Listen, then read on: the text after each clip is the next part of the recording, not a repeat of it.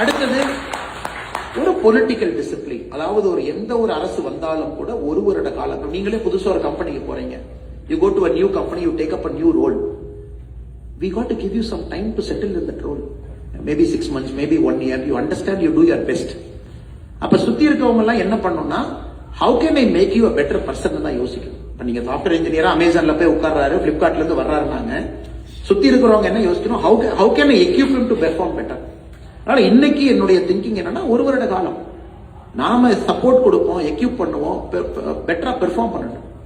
தடைக்கல்லை போட வேண்டாம் அப்படிங்கிறது இரண்டாவது நிலைப்பாடு. அதனால நம்ம எந்த விஷயத்தை சொன்னாலும் கூட அறிவுறுத்துகின்றோம், சொல்லுகின்றோம்.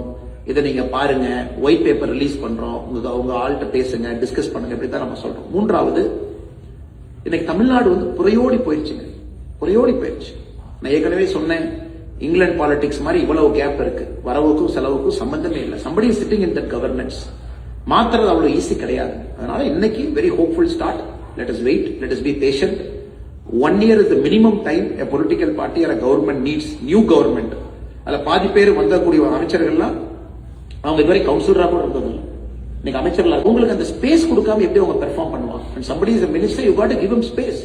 day 1 பண்ண எப்படி அவங்க பண்ணுவாங்க? அவங்களுக்கு ஃபைல் நோட்டிங் என்ன, லெஃப்ட் என்ன, ரைட் என்ன, இன்கமிங் என்ன, அவுட் கோயிங் என்ன, செக்ரட்டரி லெவல் மீட்டிங் என்ன செய்யணும்னு அவங்களுக்கு தெரியறக்கே 6 மாசம் ஆகும். அதனால இன்னைக்கு அந்த நேரம் நாம் எல்லோரும் கொடுக்கணும். டிவிகே கவர்மெண்ட் தமிழ்நாட்டுக்கு நல்லது பண்றாங்கன்னா முதல் நாளா நம்ம எப்பவுமே வரவேற்க போறோம். கரப்ஷனை யாரு கட்டுப்படுத்துறாங்களோ நம்ம வரவேற்க போறோம். ஏன்னா நீங்க கேட்ட கேள்விக்கு இதான் என்னுடைய நிலைப்பாடு. அதனாலதான் நிறைய பேர் கேட்கறாங்க, ஆனா டெய்லி பிரஸ் பாருங்க. டெய்லி பிரஸ் பார்த்து என்ன மேடம் பண்றது? இன்னைக்கு பிரஸ் பார்த்து என்ன கேட்கலாம், உங்க வீட்டு நல்லா இருக்காங்களான்னு கேட்கலாம். ஜேர்னலிஸ்ட் உங்களை பார்த்து ஆனா உங்க வீட்டு நல்லா இருக்காங்களான்னு கேட்கலாம். இது ரெண்டை தவிர நீங்க என்ன கேட்க முடியும்? நான் ஏற்கனவே சொல்லிட்டேன், அரசுக்கு நேரம் கொடுக்கணும். என்ன நீங்க பேசுறீங்க? உங்கள்கிட்ட கேட்க நிறைய இருக்கும்னா, ஏன்னா திரும்ப இந்த சர்க்கஸ்குள்ள போகக்கூடாது அப்படிங்கறது அந்த நிலைப்பாடு. நீங்க விஜய் பத்தி என்ன நினைக்கிறீங்க? அண்ணா அதை 1 வருஷம் விடுங்க. இல்ல அவர் டெல்லி போயிட்டதை பத்தி என்ன நினைக்கிறீங்களா? அப்பதான் போயிட்டு வந்தாரு, கொஞ்சம் விடுங்க. இந்த மினிஸ்டரை பத்தி சொன்ன கருத்து என்ன? திரும்ப இதுக்குள்ளேயே நீங்க மாட்டும் பொழுது எப்படி ஒரு புதிய அரசியல் நீங்க செய்ய போறீங்க? how will you do a new politics? இதுல இருந்து வெளியே வர வேண்டும் என்ற முயற்சி செய்கின்றோம். இதை செய்யணும். அதனால கண்டிப்பா அதை நோக்கி செய்யணும்.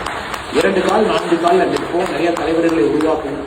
அதனால நம்பிக்கையோடு வந்திருக்கக்கூடிய எல்லா பெரியவர்களுக்கும் ஒரு பெரிய நன்றியை இந்த நேரத்தில் தெரிவிச்சுக்கிட்டு, ஒரு பெரிய லாங் வீக்கெண்ட். நான் ஏற்கனவே அரவிந்த் அவங்ககிட்ட சொன்னேன், யாரையும் ரஷ் பண்ண வேண்டாம். கண்டிப்பா நம்ம புகைப்படம் எடுக்கணும்னு நினைக்கிறவங்க நம்ம இருந்து புகைப்படம் எடுப்போம்.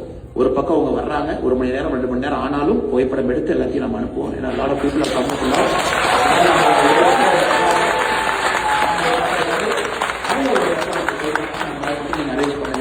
அதே நேரத்தில் உங்களுக்கும் பெரிய நன்றி. அட்லாண்டால இருந்து வந்து இந்த நிகழ்ச்சி